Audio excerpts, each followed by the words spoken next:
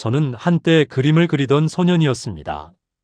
연필 하나로 세상을 바꿀 수 있다고 믿었던 아이였습니다. 종이만 있으면 시간 가는 줄 몰랐고 언젠가 화가가 되어 평범하게 살고 싶다는 소망을 품고 있었습니다. 하지만 그 소년은 21살이 되던 해 붓 대신 총을 쥐었습니다. 그리고 12년 동안 조국이라 불린 곳을 위해 싸웠습니다. 저는 북한 최고의 특수부대원이었습니다. 혹독한 훈련을 견뎌냈고 누구보다 성실한 군인이었습니다. 명령에 의심을 품지 않았고 체제를 믿었습니다. 영웅이 되면 가난도 출신 성분도 뛰어넘을 수 있다고 생각했습니다. 나라를 지키는 것이야말로 가장 영광스러운 일이라고 배웠고 저는 그것을 의심하지 않았습니다. 하지만 그 믿음은 조금씩 균열이 생기기 시작했습니다. 고난의 행군 시기, 굶주린 전우들이 하나둘씩 쓰러져 갔습니다. 군복을 입은 자들이 민가를 털고 약자를 짓밟는 모습을 보았습니다. 아무리 노력해도 오르지 않는 계급, 그 이유는 단 하나였습니다. 외가 쪽에 남아있던 문제 기록 때문이었습니다. 출신 성분이라는 보이지 않는 벽 앞에서 저의 충성은 아무런 의미가 없었습니다. 그리고 어느 날 저는 보위부에 끌려갔습니다. 40일 동안 이어진 구금과 고문 속에서 저는 인간으로서의 존엄이 어떻게 부서지는지 알게 되었습니다. 풀려난 뒤 어머니는 제 얼굴을 보며 조용히 말씀하셨습니다. 여기서는 네가 죽는다고. 그 말 한마디가 제 인생을 완전히 바꿔놓았습니다. 어느 겨울밤 저는 그 조국을 등지고 얼어붙은 두만강 속으로 몸을 던졌습니다. 살기 위해서였습니다. 인간으로 살기 위해서였습니다. 12년 동안 지켜왔던 모든 것을 내려놓았습니다. 총도, 군복도, 조국도 말입니다. 남은 것은 살고 싶다는 단 하나의 이유뿐이었습니다. 이것은 한 명의 북한 특수부대원이 자유를 찾아 떠난 이야기입니다. 영웅이 되고 싶었던 소년이 인간이 되기 위해 모든 것을 버려야 했던 이야기입니다. 지금부터 그 이야기를 시작하겠습니다. 구독과 좋아요는 영상 제작에 큰 힘이 됩니다. 제 이름은 김준혁입니다. 함경북도 회령의 작은 마을에서 태어났습니다. 아버지는 탄광 노동자였고 어머니는 집에서 옥수수 국수를 만들어 장마당에 팔러 다니셨습니다. 우리 집은 가난했지만 어머니의 손길만큼은 따뜻했습니다. 겨울이면 아궁이에 불을 지피고 여름이면 마당에서 옥수수를 삶던 그 시절이 지금도 생생합니다. 저는 어릴 때부터 그림 그리는 것을 좋아했습니다. 학교에서 돌아오면 연필 한 자루와 공책 한 권이면 해가 지는 줄도 몰랐습니다.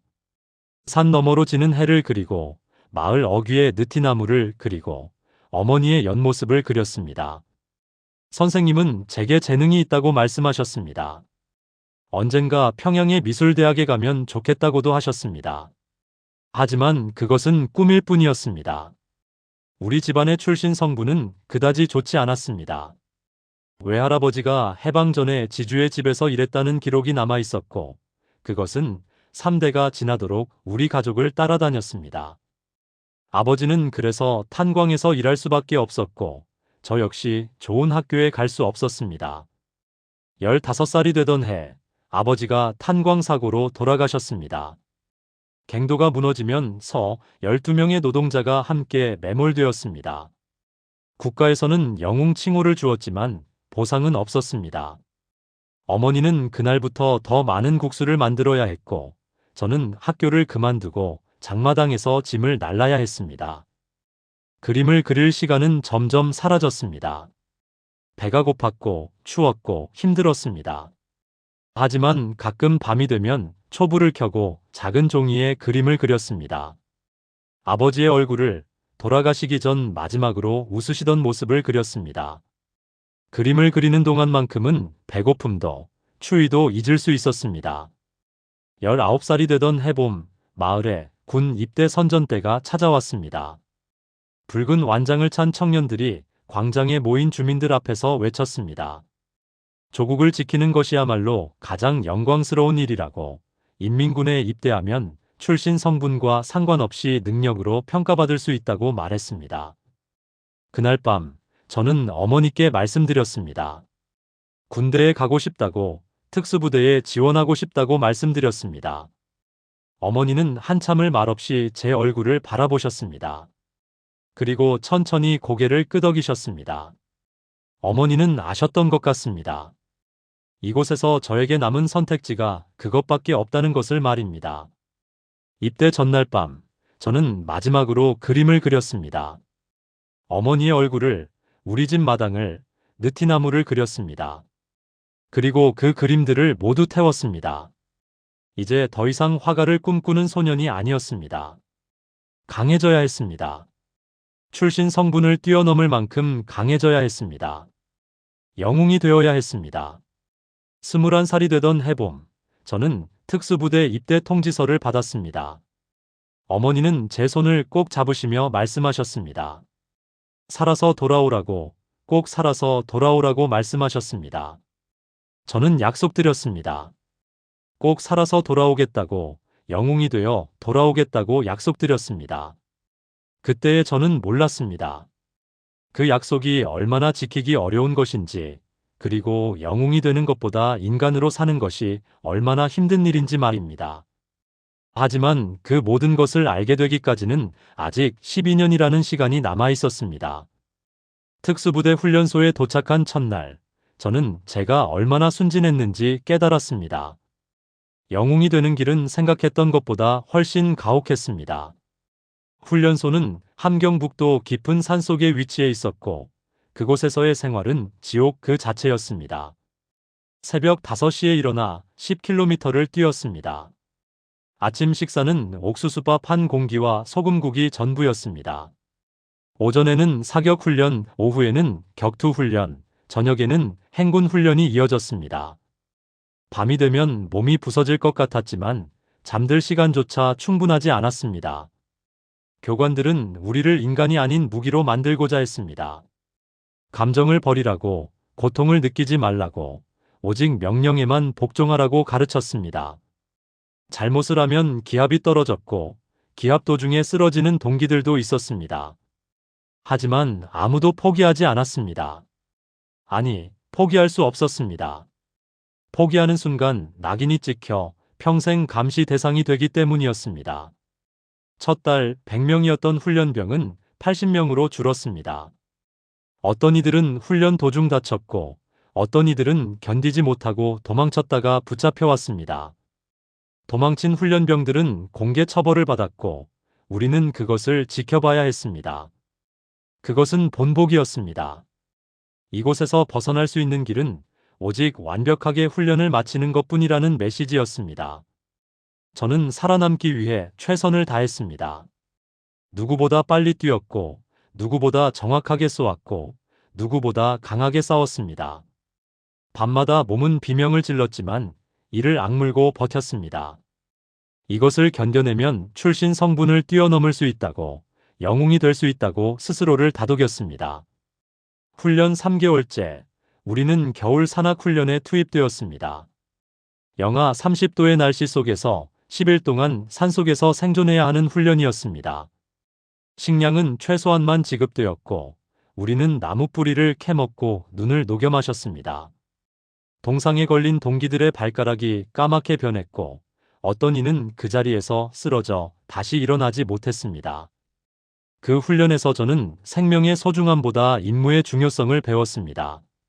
쓰러진 동기를 업고 가면 우리 모두 죽는다고, 버리고 가는 것이 올바른 판단이라고 배웠습니다. 저는 그 가르침에 의문을 품지 않았습니다. 아니, 품을 수 없었습니다. 의문을 품는 순간 저 역시 버려질 것이 분명했기 때문입니다. 6개월의 기초훈련이 끝나고 우리는 특수전술훈련에 들어갔습니다. 침투훈련, 암살훈련, 폭파훈련, 그리고 적포로 신문훈련까지 모든 것을 배웠습니다. 우리는 남조선에 침투하여 주요 시설을 파괴하고 지휘부를 제거하는 것이 임무라고 들었습니다. 조국 통일을 위한 거룩한 사명이라고 배웠습니다. 1년의 훈련이 끝나고 마침내 졸업식이 열렸습니다. 100명이었던 훈련병 중 53명만이 남아 있었습니다. 우리는 붉은 견장을 받았고 충성 맹세를 했습니다. 그날 저는 제가 원하던 것을 얻었다고 생각했습니다. 이제 저는 평범한 김준혁이 아니라 특수부대원 김준혁이었습니다. 출신 성분으로 판단받지 않는 능력으로 인정받는 군인이었습니다. 부대에 배치된 후 저는 더욱 열심히 훈련했습니다. 사격대회에서 1등을 했고 격투대회에서 우승했고 각종 훈련 평가에서 최고 점수를 받았습니다. 교관들은 저를 모범 군인이라고 칭찬했고 동료들은 저를 존경했습니다. 저는 드디어 제가 원하던 삶을 살고 있다고 믿었습니다. 영웅이 되는 길 위에 서 있다고 생각했습니다. 하지만 그것은 착각이었습니다. 영웅이 아니라 저는 그저 체제의 도구가 되어가고 있었을 뿐입니다. 그 사실을 깨닫기까지는 아직 몇 년이 더 필요했습니다. 특수부대에서의 생활은 혹독했지만 저는 적응했습니다. 명령은 절대였고 질문은 금기였습니다. 우리는 기계처럼 움직였고 군인으로서의 삶에 의문을 품지 않았습니다. 적어도 처음 몇 년 동안은 그랬습니다. 2년차가 되던 해, 저는 처음으로 실전 임무에 투입되었습니다. 북중 국경 지역에서 탈북자들을 색출하는 임무였습니다. 우리는 압록강과 두만강 인근을 순찰하며 국경을 넘으려는 사람들을 체포했습니다. 그들 대부분은 굶주린 주민들이었습니다. 여자들, 아이들, 노인들이었습니다. 어느 추운 겨울밤, 우리는 강을 건너려던 한 가족을 발견했습니다. 젊은 부부와 5살쯤 되어 보이는 여자아이였습니다. 아이는 얼어서 울지도 못하고 있었고 어머니는 아이를 품에 꼭 안고 있었습니다. 아버지는 우리에게 빌었습니다. 제발 보내달라고, 아이만이라도 살려달라고 무릎을 꿇고 빌었습니다. 하지만 명령은 명확했습니다. 탈북 시도자는 모두 체포하여 보위부에 인계하라는 것이었습니다. 우리는 그들을 체포했고 트럭에 실었습니다. 그날 밤 트럭 안에서 들려오던 아이의 울음소리가 지금도 귀에 남아 있습니다. 저는 그날 처음으로 제가 하고 있는 일에 대해 의문을 품었습니다. 3년차가 되던 해, 고난의 행군이 시작되었습니다. 배급이 끊기고 군대조차 굶주리기 시작했습니다. 하루에 한 끼, 그마저도 옥수수 몇 알이 전부인 날들이 이어졌습니다. 동료들이 하나둘씩 영양실조로 쓰러졌습니다. 25살의 청년들이 길가에서 죽어가고 있었습니다. 어느 날 우리 중대에서 가장 성실하던 박일성이 쓰러졌습니다. 그는 제 친한 동기였고 함께 훈련을 받으며 서로를 의지했던 전우였습니다. 군의관은 영양실조라고 진단했지만 특별한 치료는 없었습니다. 약도 음식도 없었기 때문입니다. 일성이는 사흘 동안 신음하다가 숨을 거두었습니다. 26살이었습니다. 우리는 일성이를 산에 묻었습니다. 관도 비석도 없이 그저 흙으로 덮었을 뿐입니다. 그날 밤 저는 생각했습니다. 우리는 조국을 지키는 영웅이 아니라 버려진 존재들이 아닐까 하고 말입니다. 하지만 그 생각을 입 밖에 낼 수는 없었습니다. 굶주림은 사람을 변하게 만들었습니다. 군인들이 민가를 털기 시작했습니다. 밤에 마을에 내려가 식량을 약탈했고 주민들이 저항하면 폭력을 행사했습니다. 심지어 같은 군인끼리도 싸웠습니다. 배급 식량을 두고 주먹 다짐이 벌어지는 것은 일상이었습니다. 저는 그런 일에 가담하지 않으려 했습니다. 하지만 배가 고팠습니다. 너무나 배가 고팠습니다. 어느 날 밤, 저 역시 동료들을 따라 마을로 내려갔습니다. 한 집에 몰래 들어가 쌀독을 뒤졌습니다. 그리고 그곳에서 늙은 할머니와 마주쳤습니다. 할머니는 저를 보고 말씀하셨습니다. 가져가라고, 다 가져가도 좋으니 죽이지만 말아달라고 말씀하셨습니다. 그 순간 저는 제 모습이 보였습니다. 군복을 입고 굶주린 노인을 협박하는 강도의 모습이었습니다. 저는 쌀을 한 줌 집어들고는 도망치듯 그 집을 나왔습니다. 그날 밤 저는 잠들 수 없었습니다. 제가 꿈꾸던 영웅의 모습은 이것이 아니었습니다. 조국을 지킨다는 것이 굶주린 노인에게서 식량을 빼앗는 것은 아니었습니다. 하지만 저는 그렇게 해야만 살 수 있었습니다. 7년 차가 되던 해, 상황은 조금 나아졌습니다. 배급이 다시 시작되었고, 훈련도 정상화되었습니다. 하지만 제 마음속 균열은 이미 시작되었습니다. 저는 더 이상 예전의 순진한 청년이 아니었습니다. 체제에 대한 의심, 군대에 대한 회의, 그리고 제 자신에 대한 혐오가 조금씩 쌓여가고 있었습니다. 그럼에도 불구하고 저는 완벽한 군인이 되려 노력했습니다. 의심을 숨기고 명령에 복종하고 충성을 맹세했습니다. 왜냐하면 그것만이 살아남는 방법이었기 때문입니다. 하지만 마음속 깊은 곳에서는 알고 있었습니다. 이것은 오래 지속될 수 없다는 것을 말입니다. 10년 차가 되던 해, 저는 중사로 진급했습니다. 같이 입대한 동기들 중에서는 가장 늦은 진급이었습니다. 저보다 훈련 성적이 낮았던 동기들도 이미 상사가 되어 있었고, 어떤 이들은 소위로 임관하기도 했습니다. 저는 이해할 수 없었습니다. 모든 평가에서 최고 점수를 받았고, 각종 훈련 대회에서 1등을 했으며, 10년 동안 단 한 번도 징계를 받은 적이 없었습니다. 하지만 제 계급은 오르지 않았습니다. 동료들은 위로했지만 그들의 눈빛에서 동정을 읽을 수 있었습니다. 어느 날 중대장이 저를 불렀습니다. 중대장은 40대 중반의 직업 군인으로 저를 늘 아껴주셨던 분이었습니다. 그분은 한참을 말없이 저를 바라보시다가 천천히 입을 여셨습니다. 준혁아, 자네가 왜 진급하지 못하는지 아는가라고 물으셨습니다. 저는 대답하지 못했습니다. 중대장은 한숨을 쉬며 말씀하셨습니다. 자네 외가 쪽에 문제가 있다고, 해방 전 지주의 집에서 일했던 기록이 남아있다고 말씀하셨습니다. 저는 그 순간 모든 것을 이해했습니다. 아무리 노력해도, 아무리 충성해도 출신 성분이라는 보이지 않는 벽을 넘을 수 없다는 것을 말입니다. 제 외할아버지가 1년 동안 지주의 집에서 일했던 것, 그것이 70년이 지난 지금까지 저를 따라다니고 있었습니다. 중대장은 조용히 말씀하셨습니다.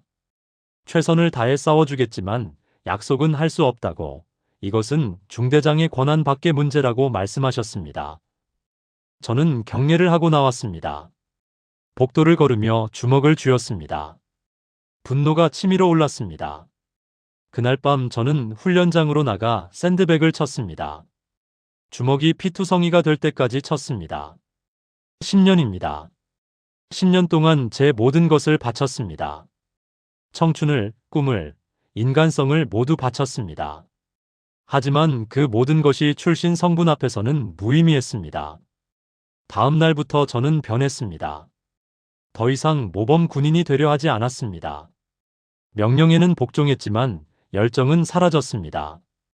훈련도 하고 임무도 수행했지만 기계적으로 움직일 뿐이었습니다. 마음은 이미 딴 곳에 가 있었습니다. 동료들은 제 변화를 눈치챘지만 아무도 묻지 않았습니다. 아마도 그들도 알고 있었을 것입니다. 이 체제에서 출신 성분이 나쁜 사람이 겪어야 하는 한계를 말입니다. 그리고 그것에 대해 이야기하는 것 자체가 위험하다는 것도 알고 있었을 것입니다. 11년 차가 되던 해, 저는 당에 입당 신청서를 제출했습니다. 마지막 시도였습니다. 당원이 되면 출신 성분의 한계를 조금이나마 극복할 수 있을 거라 생각했습니다. 신청서에는 제 11년간의 복무 기록을 빼곡히 적었습니다. 받은 표창, 수행한 임무, 모든 것을 적었습니다. 석 달 후 답이 왔습니다. 반려되었습니다. 이유는 적혀 있지 않았지만 저는 알고 있었습니다. 출신 성분 때문이었습니다. 그날 저는 처음으로 깨달았습니다. 이곳에서 저는 아무리 노력해도 결코 인정받을 수 없다는 것을, 저는 평생 이 등급에 머물러 있을 수밖에 없다는 것을 말입니다. 그때부터 제 마음속에는 어둠이 자리 잡기 시작했습니다. 배신감, 좌절감, 그리고 분노였습니다. 11년 동안 믿어왔던 모든 가치가 무너졌습니다. 노력하면 보상받는다는 믿음, 충성하면 인정받는다는 믿음, 그 모든 것이 거짓이었습니다. 저는 점점 체제를 의심하기 시작했습니다. 밤마다 생각했습니다. 이것이 정말 옳은 것인가? 이렇게 사는 것이 의미가 있는 것인가 하고 말입니다. 하지만 그 의심을 입 밖에 낼 수는 없었습니다. 의심하는 순간 저는 체제의 적이 되기 때문이었습니다. 그리고 얼마 지나지 않아 그 의심이 현실이 되는 날이 찾아왔습니다. 제 인생에서 가장 암울했던 40일이 시작되는 날이었습니다. 그날은 평범한 훈련일이었습니다. 새벽 5시에 일어나 체조를 하고 아침 식사 후 사격 훈련을 했습니다. 오전 10시쯤 중대 사무실에서 호출이 왔습니다. 중대장이 찾는다는 전갈이었습니다. 사무실에 들어서는 순간 저는 이상한 기운을 느꼈습니다. 중대장의 얼굴이 굳어 있었고 그 옆에는 검은 인민복을 입은 2명의 남자가 서 있었습니다. 보위부였습니다. 제 심장이 빠르게 뛰기 시작했습니다. 김준혁 동무, 우리와 함께 가야겠습니다. 그들은 냉정한 목소리로 말했습니다. 저는 중대장을 바라봤지만 그분은 고개를 돌리셨습니다. 아무 말도 하지 않으셨습니다. 아무것도 해줄 수 없다는 표정이었습니다. 무슨 일입니까? 제가 물었습니다. 하지만 대답은 없었습니다. 그들은 제 양팔을 붙잡았고 저는 저항하지 않았습니다. 저항하면 더 나쁜 일이 일어난다는 것을 알고 있었습니다. 동료들이 지켜보는 가운데 저는 검은 승합차에 실렸습니다. 차는 1시간을 달렸습니다. 창문에는 검은 커튼이 쳐져 있어서 밖을 볼 수 없었습니다. 제 옆에 앉은 보위부 요원은 한마디도 하지 않았습니다. 저는 머릿속으로 계속 생각했습니다. 대체 무슨 일인가? 제가 무엇을 잘못했는가 하고 말입니다. 도착한 곳은 회령의 보위부 지하 구금 시설이었습니다. 회색 콘크리트 건물에는 창문이 거의 없었고 주변에는 철조망이 쳐져 있었습니다. 저는 지하로 끌려 내려갔습니다. 복도는 좁았고 습기 찬 냄새가 코를 찔렀습니다. 감방에 들어서는 순간 문이 쾅 하고 닫혔습니다. 방은 4평 정도의 크기였고 창문은 없었습니다. 천장에 달린 하나의 전구만이 희미한 불빛을 내고 있었습니다. 방 한쪽에는 나무 판자가 놓여 있었고 그것이 침대의 전부였습니다. 3일이 지났습니다. 아무도 오지 않았습니다. 식사는 하루에 2번, 옥수수죽 1그릇이 전부였습니다. 물은 녹슨 컵에 담겨왔습니다.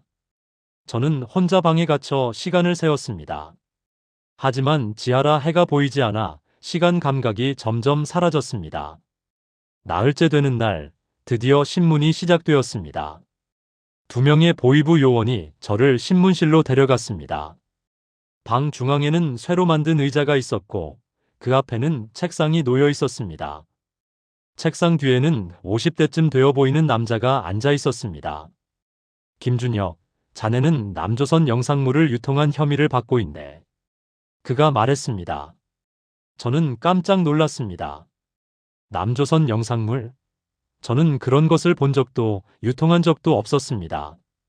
아니, 저는 군부대에 있었는데 어떻게 그런 일을 할 수 있단 말입니까? 저는 아무것도 한 일이 없습니다. 제가 말했습니다. 하지만 그는 비웃듯이 웃었습니다. 다들 그렇게 말하지. 하지만 증거가 있네.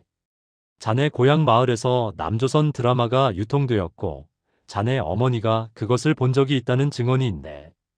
어머니가요? 제 목소리가 떨렸습니다. 어머니는 그런 분이 아닙니다. 그리고 설령 어머니가 봤다 해도 그것이 저와 무슨 상관입니까? 저는 11년 동안 군대에 있었습니다. 자네가 휴가 때 가져다 줬을 것 아닌가. 그가 냉정하게 말했습니다. 그리고 자네 어머니를 통해 마을에 유통시켰겠지. 자백하게. 그러면 형량을 줄여줄 수 있네. 저는 아무것도 한 일이 없습니다. 제가 강하게 부인했습니다. 하지만 그 순간 주먹이 제 얼굴을 강타했습니다. 너무 갑작스러워서 저는 의자에서 넘어졌습니다. 입안에서 피맛이 났습니다. 그날부터 고문이 시작되었습니다. 매일 아침 신문실로 끌려갔고 매일 밤 감방으로 돌아왔습니다. 그들은 제게 자백을 강요했고 저는 계속 부인했습니다. 부인할 때마다 폭력이 가해졌습니다. 어떤 날은 물고문을 당했습니다. 얼굴에 수건을 덮고 물을 부었습니다. 숨을 쉴 수 없었습니다. 죽는 줄 알았습니다. 어떤 날은 전기 고문을 당했습니다. 몸에 전류가 흐르며 근육이 경련을 일으켰습니다. 비명을 지르고 싶었지만 입은 다물어져 있었습니다. 20일이 지났습니다. 저는 더 이상 사람 같지 않았습니다. 몸무게는 10kg 이상 빠졌고 얼굴은 멍투성이었습니다. 갈비뼈 2개가 부러졌고 왼쪽 눈은 거의 뜨지 못했습니다. 손톱 3개가 뽑혔고 발은 전기 고문으로 인한 화상으로 뒤덮여 있었습니다. 하지만 저는 자백하지 않았습니다. 왜냐하면 자백할 것이 없었기 때문입니다. 저는 정말로 아무것도 하지 않았습니다. 하지만 그들은 믿지 않았습니다. 아니, 믿고 싶어 하지 않았습니다. 30일째 되는 날, 신문관이 말했습니다. 김준혁, 자네 어머니가 자백했네. 자네가 남조선 영상물을 가져다 줬다고 말이야. 그 말을 듣는 순간 제 마음이 무너졌습니다. 어머니를 고문한 것입니다. 70살이 넘은 어머니를 말입니다. 제가 했습니다. 저는 거짓 자백을 했습니다. 제가 남조선 영상물을 유통했습니다. 저를 처벌하십시오. 하지만 어머니는 풀어주십시오. 제 목소리는 떨렸습니다. 신문관은 만족스러운 표정으로 고개를 끄덕였습니다. 그제야 고문이 멈췄습니다. 하지만 기쁘지 않았습니다. 저는 거짓 자백을 했고 그것은 제 인생을 완전히 바꿔놓을 것이었습니다. 40일 만에 저는 풀려났습니다. 이유는 알 수 없었습니다. 아마도 제가 특수부대원이었기 때문에 혹은 증거가 불충분했기 때문이었을 것입니다. 하지만 조건이 있었습니다. 제 거짓 자백 내용이 기록으로 남았고 저는 평생 감시 대상이 되었습니다. 부대로 돌아갔을 때 동료들은 저를 피했습니다. 보위부에 끌려갔다 온 사람은 이제 위험한 존재였습니다. 가까이 지내면 자신들도 의심받을 수 있었기 때문입니다. 저는 완전히 고립되었습니다. 그날 밤 저는 거울을 보았습니다. 거울 속의 사람은 더 이상 김준혁이 아니었습니다. 부서진 영혼을 가진 누군가였습니다. 그리고 저는 깨달았습니다. 이곳에서는 더 이상 살 수 없다는 것을 말입니다. 보위부에서 풀려난 다음 날, 저는 비공식 휴가를 얻어 고향으로 향했습니다. 중대장은 아무 말 없이 이틀의 시간을 주었습니다. 그분의 눈빛에서 연민을 읽을 수 있었습니다. 아마도 제가 곧 사라질 것이라는 것을 아셨던 것 같습니다. 고향으로 가는 기차는 느렸습니다. 창밖으로 보이는 풍경은 예전과 같았지만 제 눈에는 다르게 보였습니다. 산도, 강도, 마을도 모두 감옥의 일부처럼 느껴졌습니다. 이곳 전체가 거대한 수용소라는 생각이 들었습니다. 마을에 도착했을 때는 해질 무렵이었습니다. 익숙한 골목길을 걸으며 어릴 적 기억들이 떠올랐습니다. 여기서 뛰어놀던 기억, 친구들과 웃던 기억, 그림을 그리던 기억들이 말입니다. 하지만 그 모든 것이 이제는 다른 사람의 이야기처럼 느껴졌습니다. 집 앞에 도착했을 때 어머니가 마당에 서 계셨습니다. 어머니는 저를 보자마자 얼굴이 굳었습니다. 그리고 천천히 다가오셨습니다. 어머니의 얼굴에도 멍자국이 남아 있었습니다. 제 심장이 찢어지는 것 같았습니다. 준혁아. 어머니가 떨리는 목소리로 제 이름을 불렀습니다. 저는 어머니를 껴안았습니다. 죄송합니다, 어머니. 제 때문에 고생하셨습니다. 제가 울먹이며 말했습니다. 어머니는 제 등을 토닥이셨습니다.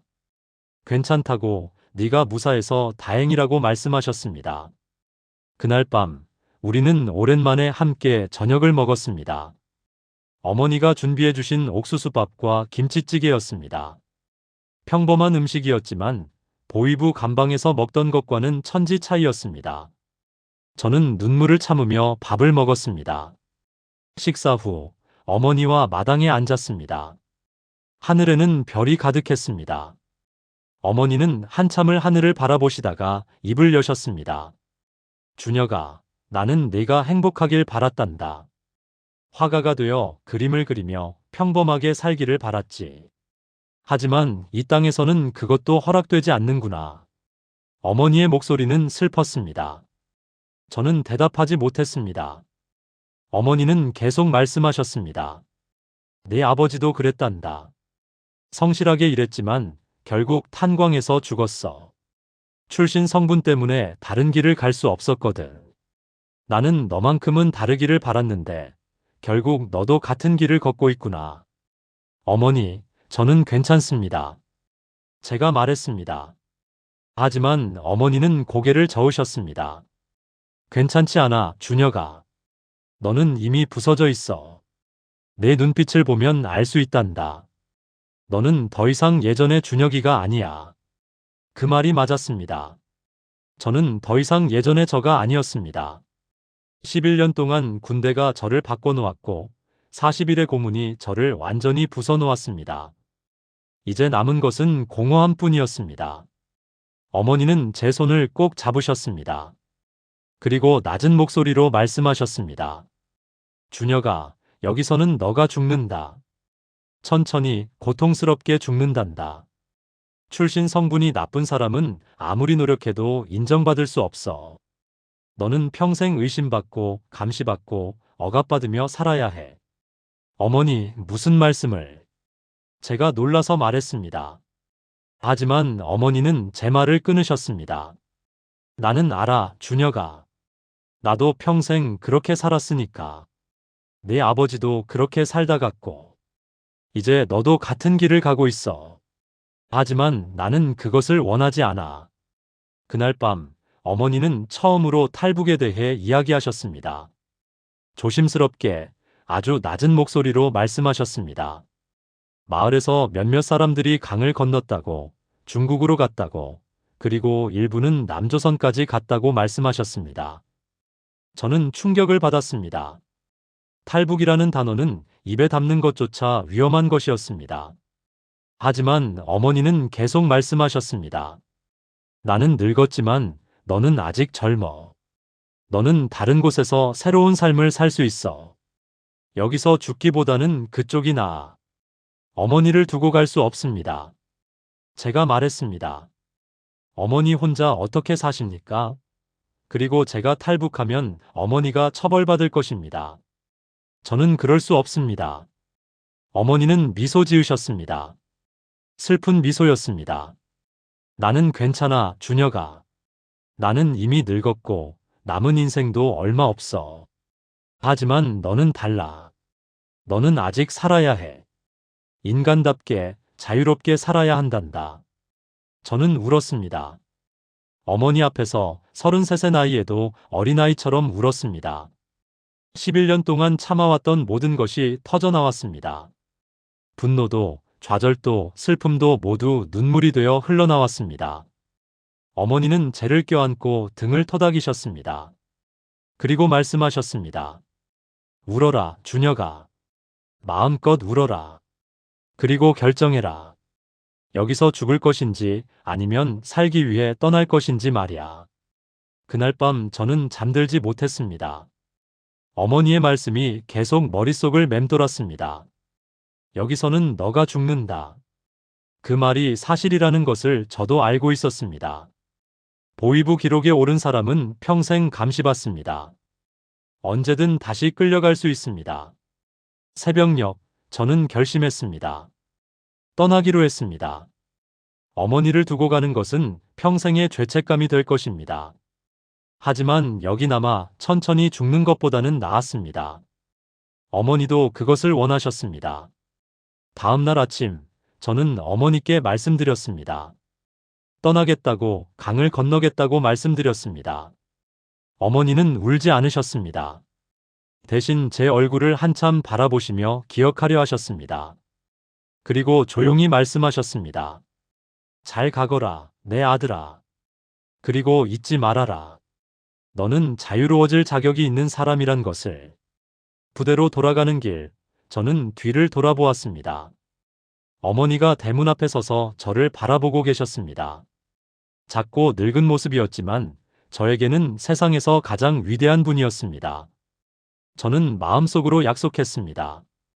꼭 살아남겠다고, 그리고 언젠가 다시 만나겠다고 말입니다.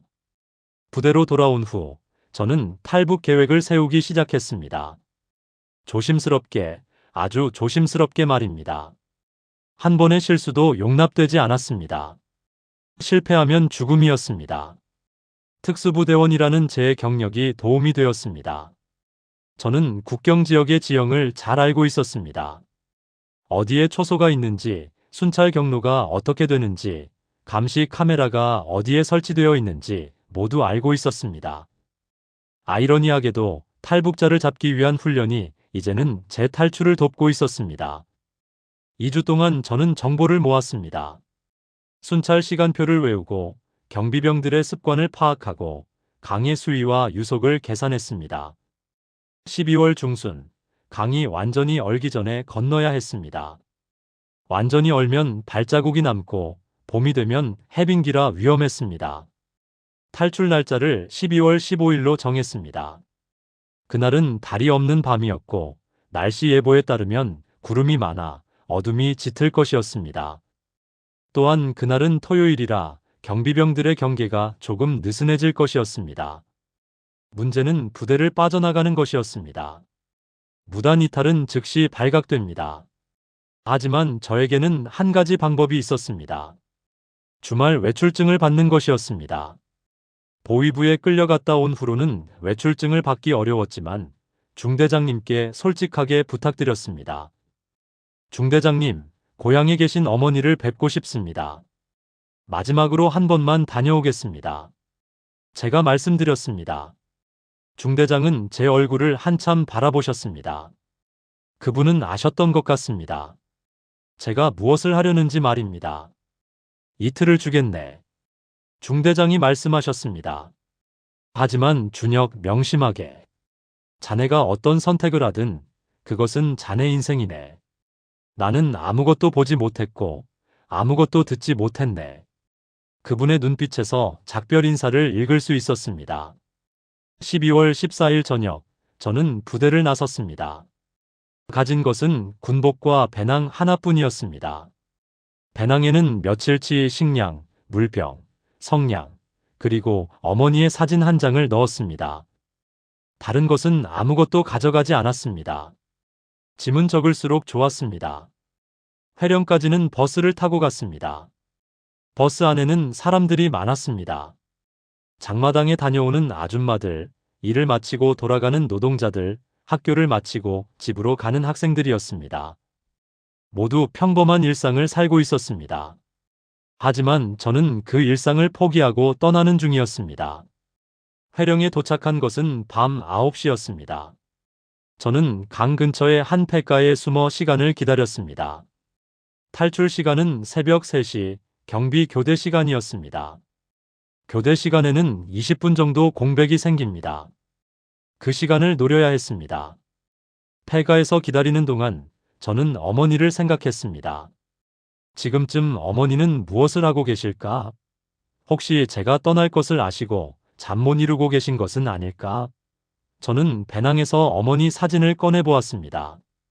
젊은 시절의 어머니였습니다. 환하게 웃고 계셨습니다. 어머니, 저 잘 다녀오겠습니다. 제가 사진에 대고 속삭였습니다. 꼭 살아남겠습니다. 그리고 언젠가 어떻게든 어머니를 다시 뵙겠습니다. 그것이 10년이 걸리든 20년이 걸리든 말입니다. 새벽 2시 반, 저는 폐가를 나섰습니다. 달은 없었고 구름이 하늘을 덮고 있었습니다. 완벽한 날씨였습니다. 저는 강둑을 향해 천천히 움직였습니다. 소리를 내지 않으려 조심스럽게 발을 옮겼습니다. 강둑에서 500m 떨어진 곳에 초소가 있었습니다. 저는 그 초소를 피해 우회했습니다. 특수부대 훈련 때 배운 잠입 기술이 도움이 되었습니다. 어둠 속에서 움직이는 법, 소리 없이 걷는 법, 모든 것이 몸에 배어 있었습니다. 새벽 3시 정각, 저는 강둑에 도착했습니다. 두만강이 눈앞에 있었습니다. 강은 반쯤 얼어 있었습니다. 가장자리는 얼음으로 덮여 있었지만 중앙 부분은 아직 물이 흐르고 있었습니다. 수온은 영하일 것이었습니다. 저는 군복을 벗고 비닐봉지에 넣어 배낭에 묶었습니다. 그리고 속옷만 입은 채로 강으로 들어갔습니다. 첫 발을 내딛는 순간 차가움이 온몸을 관통했습니다. 너무 차가워서 비명을 지를 뻔했지만 이를 악물고 참았습니다. 얼음 위를 조심스럽게 걸었습니다. 얼음이 깨지는 소리가 날까봐 두려웠습니다. 20m쯤 갔을 때 얼음이 끝났습니다. 이제부터는 수영을 해야 했습니다. 저는 물속으로 몸을 담갔습니다. 차가움은 상상을 초월했습니다. 물속에 몸을 담그는 순간 심장이 멈출 것 같았습니다. 폐가 얼어붙는 느낌이었습니다. 하지만 멈출 수 없었습니다. 멈추는 순간 죽음이었습니다. 저는 수영을 시작했습니다. 팔을 저었고 다리를 차며 앞으로 나아갔습니다. 특수부대 훈련 때 겨울 수영을 배웠지만 이것은 차원이 달랐습니다. 훈련 때는 적어도 구조팀이 대기하고 있었습니다. 하지만 지금은 아무도 없었습니다. 실패하면 그대로 강물 속에서 얼어 죽을 뿐이었습니다. 10m, 20m, 30m. 거리를 세며 나아갔습니다. 팔다리의 감각이 사라지기 시작했습니다. 근육이 경직되었습니다. 숨쉬기가 점점 힘들어졌습니다. 의식이 흐려졌습니다. 안 돼, 여기서 죽을 수 없어. 저는 스스로를 채찍질했습니다. 어머니를 생각했습니다. 어머니께 약속했습니다. 꼭 살아남겠다고 약속했습니다. 그 약속을 지켜야 했습니다. 40m쯤 왔을 때 발이 바닥에 닿았습니다. 중국 쪽 강둑이었습니다. 저는 있는 힘을 다해 몸을 끌어올렸습니다. 강둑에 올라서자마자 쓰러졌습니다. 온몸이 떨렸습니다. 이가 덜덜 떨렸습니다. 하지만 여기서 쉴 수 없었습니다. 중국 쪽에도 북한 경비병들이 있었습니다. 그들은 중국 공안과 협력하여 탈북자들을 잡아 북송시켰습니다. 저는 일어나 배낭에서 군복을 꺼냈습니다. 손이 떨려 제대로 입기가 힘들었지만 겨우 옷을 입었습니다. 그리고 뛰기 시작했습니다. 어디로 가야 할지 정확히 알지 못했습니다. 그저 강에서 멀어지기만 하면 되었습니다. 숲속으로 뛰어들었습니다. 나뭇가지가 얼굴을 핥히고 돌부리에 발이 걸렸지만 멈추지 않았습니다. 1시간을 뛰었을까? 저는 한 폐가를 발견했습니다. 중국 농가의 창고로 보였습니다. 문은 잠겨 있지 않았습니다. 저는 안으로 들어가 문을 닫았습니다. 그리고 그 자리에 쓰러져 의식을 잃었습니다. 깨어났을 때는 해가 중천에 떠 있었습니다. 몸은 여전히 떨렸지만 살아 있었습니다. 저는 배낭을 열어 물을 마시고 옥수수떡을 조금 먹었습니다. 그리고 현실을 마주했습니다. 이제 저는 탈북자였습니다. 돌아갈 곳이 없었습니다. 창고 밖에서 개 짖는 소리가 들렸습니다. 저는 긴장했습니다. 하지만 아무도 오지 않았습니다. 해가 지기를 기다렸습니다. 밤이 되면 다시 움직여야 했습니다. 더 멀리, 더 안전한 곳으로 가야 했습니다. 그날 밤부터 저의 진짜 여정이 시작되었습니다. 밤마다 움직이고 낮에는 숨었습니다. 며칠 동안 아무것도 먹지 못했습니다. 중국 농가의 밭에서 감자를 훔쳐 먹었습니다. 개천물을 마셨습니다. 짐승처럼 살았습니다. 일주일쯤 지났을까, 저는 한 조선족 마을에 도착했습니다. 조선족은 중국에 사는 한민족이었습니다. 그들 중 일부는 탈북자들을 도와주기도 했습니다. 하지만 일부는 돈을 받고 탈북자를 북송시키기도 했습니다. 누구를 믿어야 할지 알 수 없었습니다. 마을 어귀에서 한 노인을 만났습니다. 70대쯤 되어 보이는 할아버지였습니다. 할아버지는 저를 보자마자 아셨던 것 같습니다. 탈북자라는 것을 말입니다. 저는 무릎을 꿇고 빌었습니다. 제발 도와달라고, 먹을 것 좀 달라고 빌었습니다. 할아버지는 한참을 저를 바라보시다가 고개를 끄덕이셨습니다. 그리고 저를 자신의 집으로 데려가셨습니다. 작은 흙집이었습니다. 할아버지는 제게 뜨거운 국수를 주셨습니다. 저는 눈물을 흘리며 먹었습니다. 너무나 맛있었습니다. 아니, 맛이 어떤지조차 모를 정도로 급하게 먹었습니다. 할아버지는 저에게 말씀하셨습니다. 여기 며칠 있다가 가라고, 몸을 추스른 후에 움직이라고 말씀하셨습니다. 그리고 한국 대사관이나 교회를 찾아가라고 조언해 주셨습니다. 그곳에서 도움을 받을 수 있다고 하셨습니다. 사흘 동안 할아버지 댁에 머물렀습니다. 할머니는 제게 밥을 해주셨고 옷도 한 벌 주셨습니다. 떠날 때 할아버지는 제 손에 돈을 쥐어주셨습니다. 많지는 않았지만 제게는 큰 돈이었습니다. 저는 절을 했습니다. 감사하다고, 평생 잊지 않겠다고 말씀드렸습니다. 할아버지의 도움으로 저는 선양으로 가는 버스를 탈 수 있었습니다. 선양에는 탈북자들을 돕는 브로커들이 있다고 했습니다.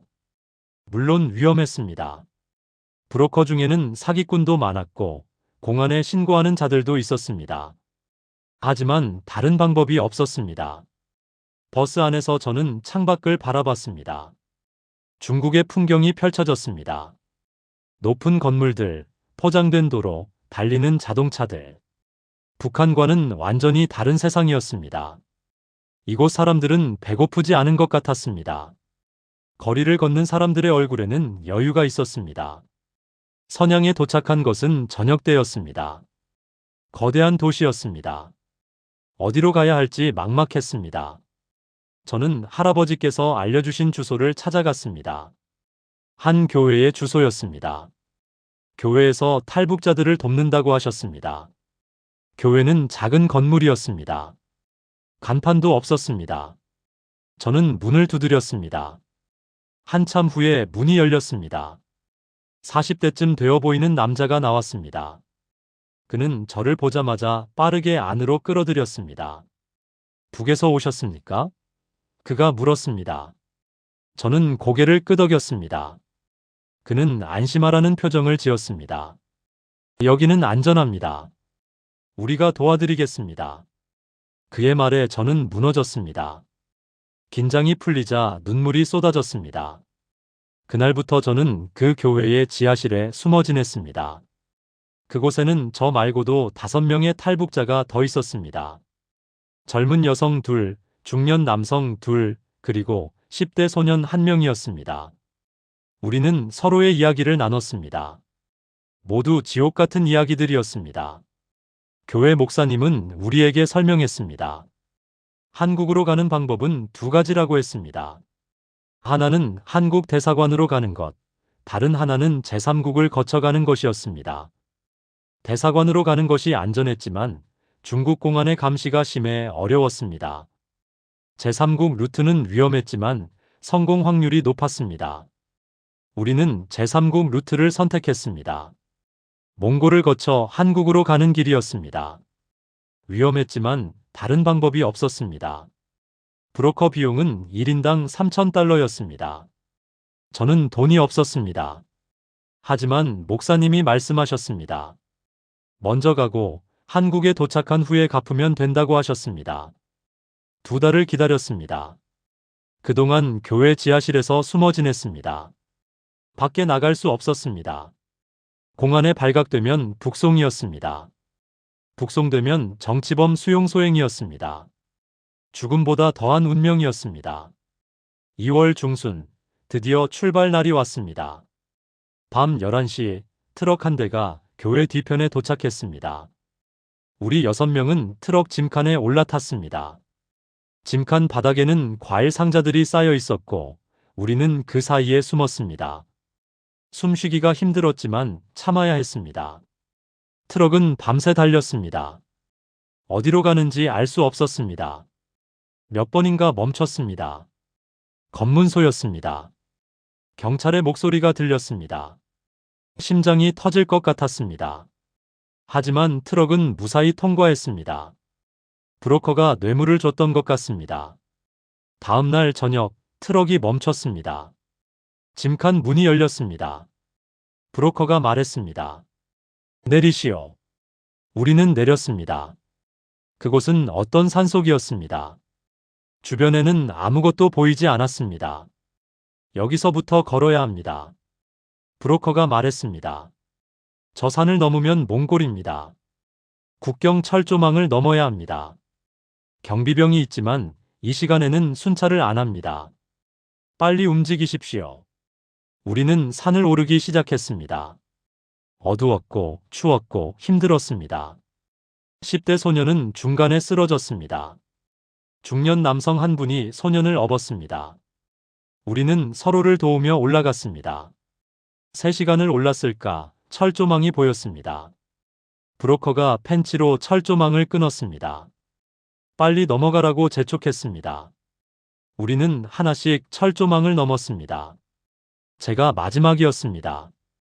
철조망을 넘는 순간 뒤에서 총소리가 들렸습니다. 중국 경비병이었습니다. 그들이 우리를 발견했습니다. 빨리! 브로커가 소리쳤습니다. 우리는 미친 듯이 뛰었습니다. 총알이 머리 위로 날아갔습니다. 10분을 뛰었을까 총소리가 멈췄습니다. 우리는 몽골 땅에 들어온 것입니다. 중국 경비병은 국경을 넘어 추격하지 않았습니다. 우리는 쓰러져 숨을 헐떡였습니다. 살았습니다. 우리는 살아남았습니다.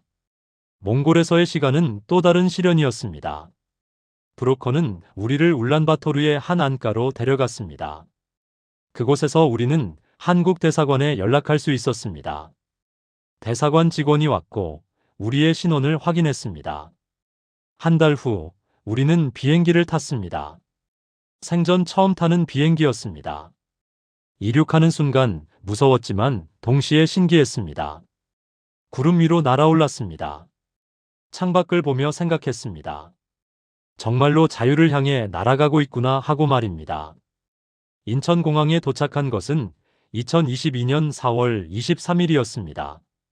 비행기에서 내려 공항 건물로 들어서는 순간 저는 눈물을 멈추지 못했습니다.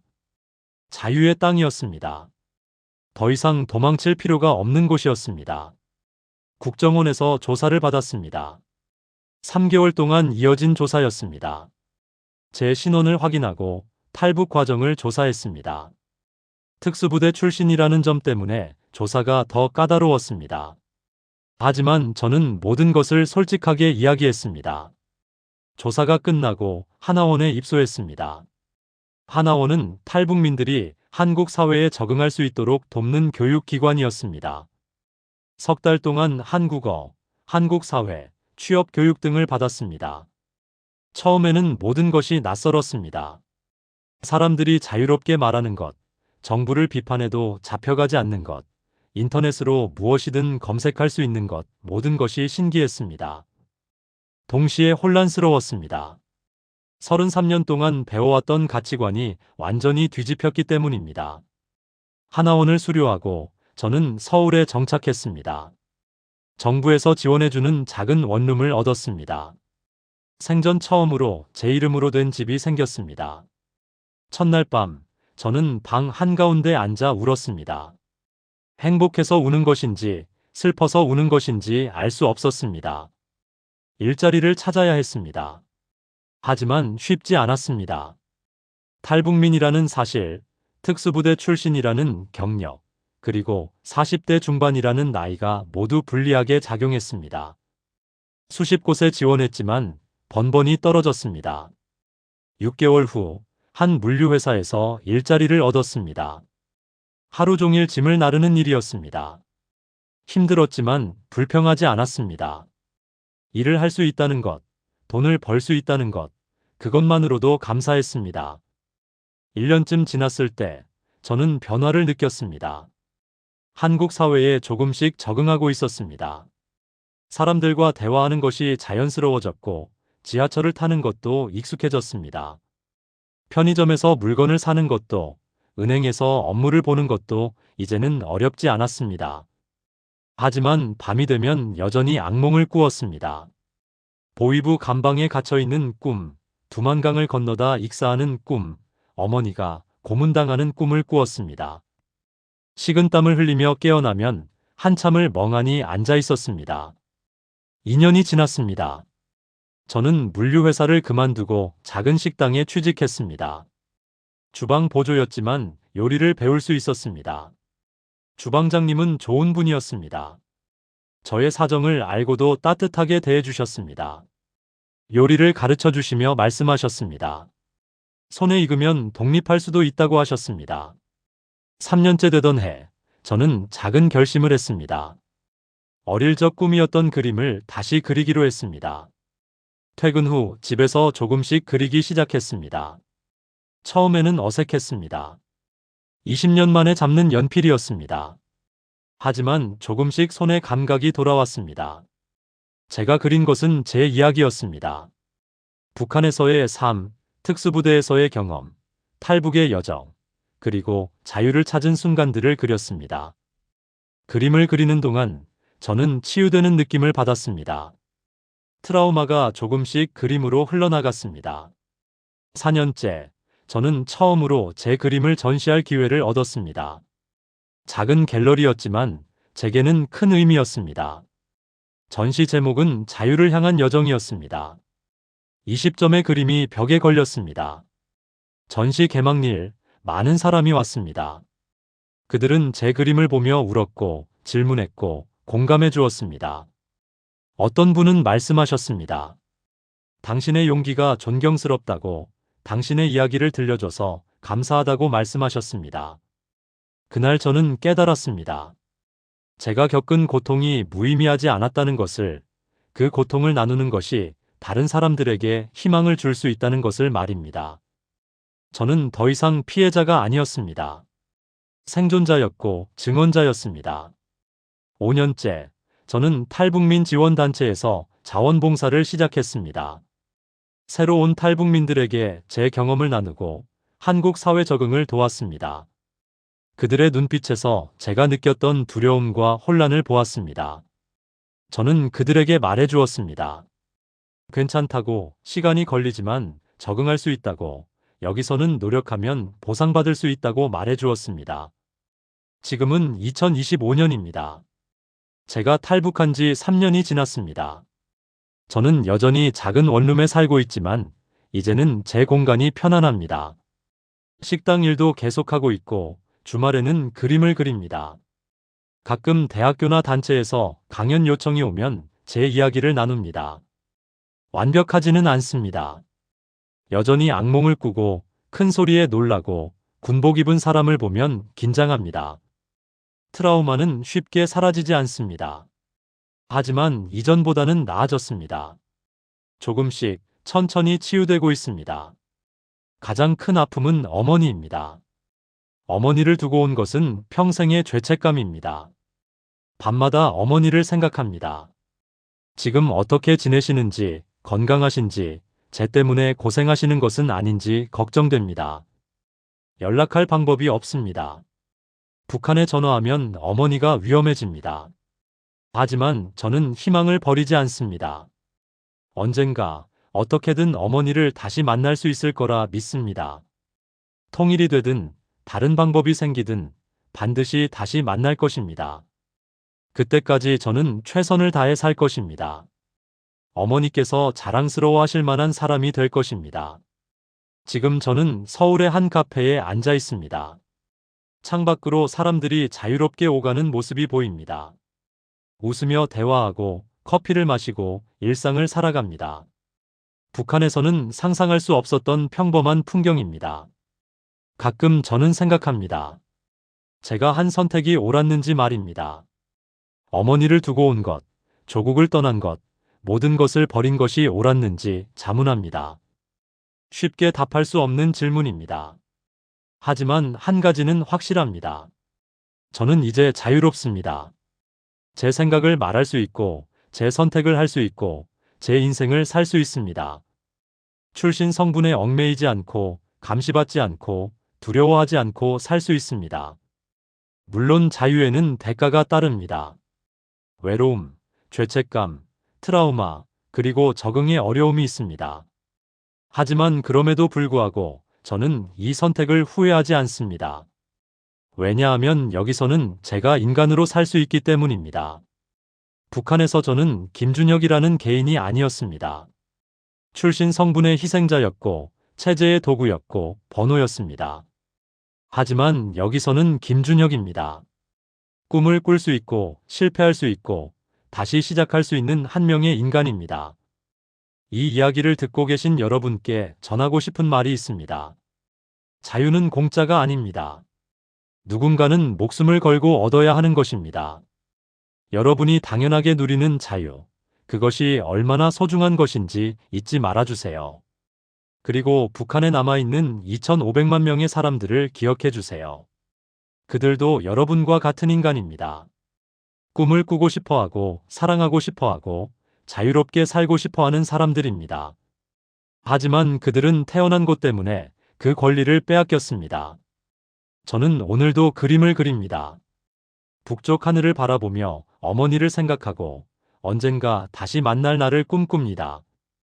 그리고 살아갑니다. 하루하루를 최선을 다해 살아갑니다. 화가를 꿈꾸던 소녀는 이제 중년이 되었습니다.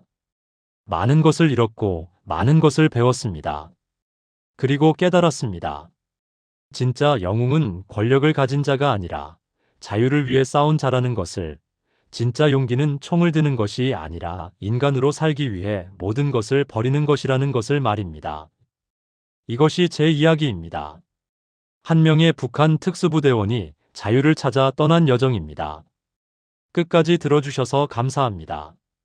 그리고 기억해 주세요. 자유는 공기처럼 당연한 것이 아닙니다. 누군가에게는 생명을 건 선택입니다. 여러분이 누리는 자유를 소중히 여겨주세요. 그리고 아직 자유를 얻지 못한 사람들을 위해 기도해 주세요. 감사합니다.